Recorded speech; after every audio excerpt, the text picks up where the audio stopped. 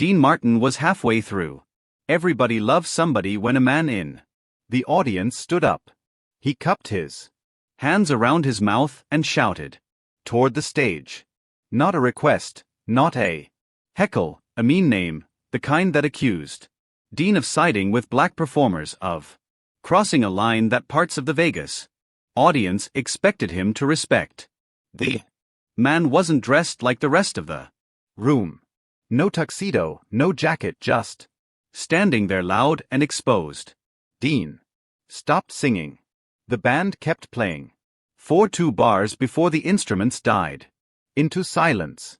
2,300 people in the Copa room at the Sands looked at each other, uncertain. Dean stood center stage, microphone in hand, staring at the man who'd shouted. The word wasn't just an insult. It was a challenge, a test of whether Dean would ignore it and keep performing or answer it in front of everyone. To understand what happened next, you need to understand Las Vegas in 1962. Las Vegas in 1962 wasn't the family-friendly place it would become. It was a playground for adults, with money built on gambling and late-night entertainment. The shiny hotels along the Strip, the Sands, the Flamingo, the Tropicana, they all ran on rules everyone understood but nobody talked about openly. The rules were about race, not officially. Nevada had no Jim Crow laws, no signs that said whites only. But the system was clear. Black performers could headline shows, but they couldn't eat in the hotel restaurants. They could sing to packed houses, but they couldn't stay in the rooms upstairs. They could entertain white audiences for 2 hours, but they couldn't gamble in the casinos afterward. And white entertainers were expected to keep the boundary. You could perform with black artists. You could share a stage, but public friendship, real solidarity that crossed a line. Many white audiences saw it as betrayal, as choosing the wrong side. Performers who stood too close to that line got watched, got talked about, got tested. Sammy Davis Jr. performed regularly at the Sands. So did Nat King Cole. So did Lena Horne. They were stars who drew huge crowds. But white entertainers who openly defended them, who made their friendships public, who refused to play along with segregation, those entertainers made themselves targets. Everyone understood how it worked. You kept your head down. You didn't challenge the system. You survived by knowing which lines not to cross. But Dean Martin had already crossed them. Dean Martin understood prejudice in a way most Vegas entertainers didn't. He'd grown up in Steubenville, Ohio, the son of Italian immigrants. His father, Gaiano Crochet, had been a barber who faced discrimination for being Italian, for having an accent, for being different. Dean remembered being called Doggo, and as a kid, he remembered watching his father work twice as hard as anyone else just to be accepted. He remembered the quiet anger his father kept locked inside. That background gave Dean something most colleagues didn't have: an understanding of what it meant to be on the outside and a refusal to pretend he didn't see it happening to others. His friendship with Sammy Davis Jr. wasn't just professional. It was real. And it was public. Sammy stayed at Dean's house when he came through Los Angeles. They were photographed together. They talked openly about their friendship.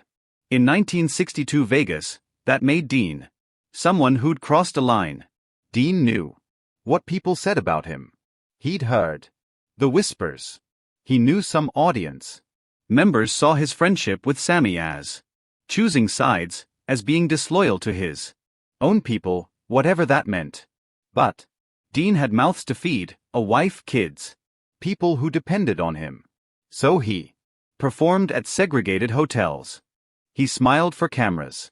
He didn't make speeches. But he also didn't hide who his friends were. He didn't pretend not To know Sammy when the cameras were off. By 1962, Dean Martin was big enough that he didn't have to hide anymore. But that also made him a target. One night in September 1962, Dean arrived at the Sands for his evening show. Sammy Davis Jr. knocked on his dressing room door. Sammy looked tired. He'd performed at the Flamingo the night before. Dean poured them both whiskey. "How was the crowd last night?" Sammy shrugged. "Someone made a comment. Not at me this time, about you." Dean looked up. "What kind of comment?" "The kind that says you shouldn't be seen with me." Sammy took a drink. "They're watching you, Dean. You know that, right?" Dean knew. He'd felt it for months. The way certain tables would go quiet when he mentioned Sammy's name. During his act, the way management had suggested politely that maybe he should keep some distance for his career. "Let them watch," Dean said. "I'm just saying. You don't have to." "Sam, stop." They sat in silence. Sammy stood. "Good luck tonight." He left. Dean sat alone, staring at himself in the mirror. Then he walked toward the stage. The Copa room was packed. 2,300 people, maybe more. Cigarette smoke hung like fog.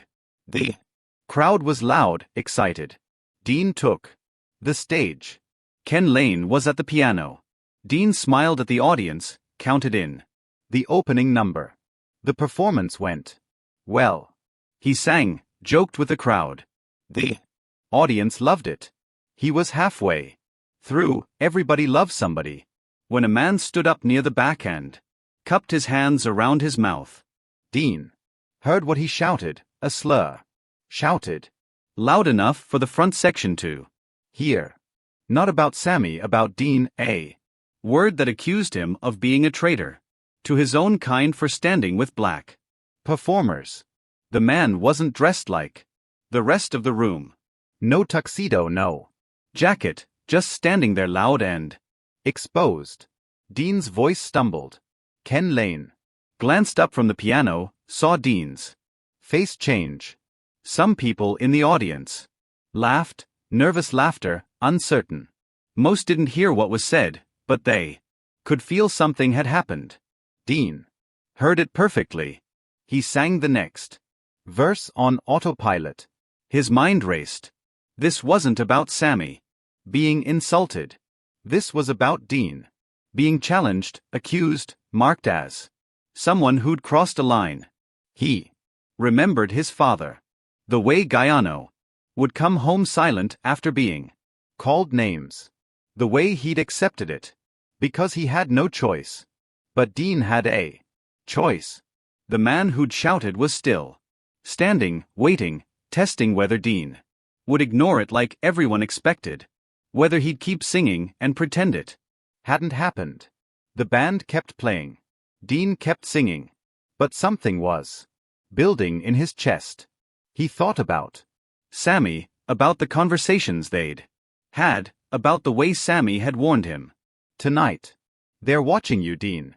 Let them watch. Dean reached the end of Everybody Loves Somebody. The audience clapped. Someone shouted for that's Amore. Ken Lane looked at Dean waiting for the count-in. Dean looked at the man who'd shouted. Still standing, still waiting. He made a decision. Dean stopped. He didn't start the next song. He just stood there staring at the man. The Copa room went quiet. Not gradually. All at once. 2,300 people stopped talking, stopped drinking, stopped moving. The band members looked at each other. Ken Lane had his hands frozen over the piano keys. Nobody knew what was happening. Dean walked to the front of the stage. He raised the microphone. Slowly. "Folks, we have a situation here." The audience murmured. Dean's voice was calm. "Someone in this room just used a word about me.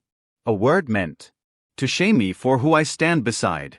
He pointed toward the section where the man stood. That word doesn't belong here. Not in my show. Some people were starting to understand. The man who'd shouted was still standing, but his defiance was fading. I've heard that word before, Dean continued. It's meant to make me choose, to make me prove I'm loyal to some idea of who I should be, who I should stand with, who I should ignore. The casino manager appeared from the wings, trying to signal Dean to continue the show. Dean ignored him. I stand with my friends. Sammy Davis Jr. is my friend. Nat King Cole is my friend. If that makes me what you called me, then I guess that's what I am. The room was completely silent. Everyone was watching. Dean looked directly at the man. So, here's what's going to happen. That gentleman can leave quietly, or I walk off the stage and don't come back. Tonight. The casino manager stood frozen. He couldn't lose Dean Martin. Not for one angry customer. Security appeared. 2 guards moved toward the man. The man's face went red. He started to say something. The guard closest to him shook his head. Let's go. The man walked toward the exit. Security followed him. Not touching him. Just making sure he left. Then someone started clapping. Just one person, then another. Then scattered applause spread through the room. Dean waited. He stood at the microphone until the doors closed. Then he turned back. He smiled. Now, where were we? The applause built. Not polite clapping. A wave of it. Genuine and sustained. They weren't clapping for the music. They were clapping because Dean had just refused to be ashamed of who he was. Dean looked at Ken Lane, counted him in. The band started playing. Dean launched into That's Amore, but everything had changed. The energy in the room was different. People weren't just being entertained. They were present. They'd witnessed. Someone refused to back down. Dean performed the rest of his set, the best show he'd done in months. After the show, Dean found Sammy waiting in his dressing room. Sammy stood when Dean entered. Neither spoke. You didn't have to do that, Sammy said finally. Dean loosened his bow tie. Yes, I did. Dean, you just made yourself a target. For I was already a target. So are you. So is everyone who refuses to play along. Sammy nodded slowly. Dean looked at his hands. They were shaking. I'm tired of pretending, Sam. Tired of acting like I don't see what's happening. Tired of letting people tell me who I should stand with. Most people just let it slide, Sammy said quietly. I got tired of being most people. They sat in silence. Sammy stood. He extended his hand. Thank you, Dean. Dean shook it. Buy me a drink sometime. Sammy smiled. Anytime. He left. Dean sat alone, hands still shaking, knowing something had shifted. He just told a room full of people exactly who he was, and he wasn't going to apologize for it. By the next morning, everyone in Las Vegas knew what had happened. The story spread through the entertainment community like wildfire. Performers talked about it backstage. Dealers whispered about it between shifts. Some people were inspired. Some were furious. Did anything change? Not overnight, but small shifts happened.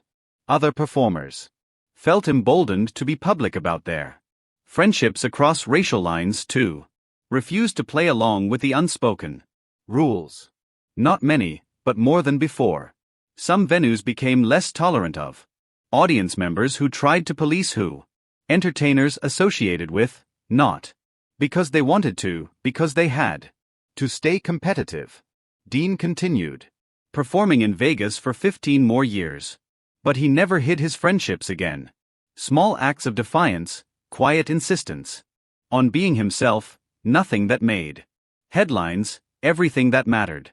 Years later, when asked about that night, in September 1962, Dean shrugged it off. Someone tried to shame me. I didn't feel like being ashamed.